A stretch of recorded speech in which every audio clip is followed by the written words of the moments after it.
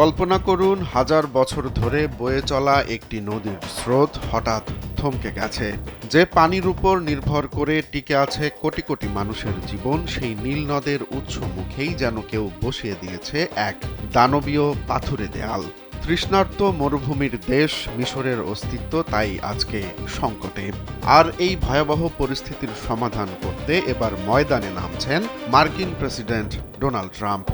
সুইজারল্যান্ডের দাভোসে world economic forum WEF-এ এক রুদ্ধশ্বাস বৈঠকে গত বুধবার মুখোমুখি হন ডোনাল্ড ট্রাম্প ও মিশরের president Abdel Fattah al CC. সেখানে আলোচনার কেন্দ্রবিন্দু ছিল ইথিওপিয়ার বিতর্কিত গ্র্যান্ড রেনেসা ড্যাম।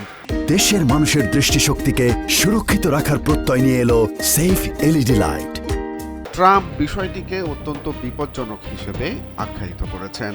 ট্রাম্পের ভাষায়, লক্ষ লক্ষ বছর ধরে যে পানি প্রবাহিত হয়ে আসছে, হঠাৎ করে একটি বিশাল বাঁধ দিয়ে তা আটকে দেওয়া হয়েছে।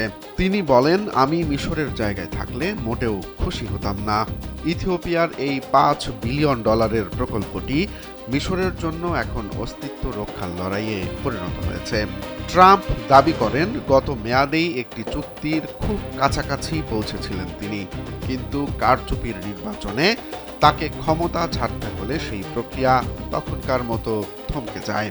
তিনি বর্তমান মার্কিন প্রশাসনের সমালোচনা করে বলেন, বাইডেন কিছুই করতে পারেনি, কারণ তিনি বিষয়টি সম্পর্কে অবগতই ছিলেন না।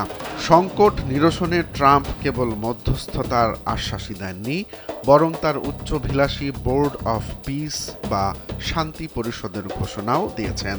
ট্রাম্পের দাবি অনুযায়ী এটি হতে যাচ্ছে বিশ্বের ইতিহাসের সবচেয়ে সম্মানজনক বোর্ড।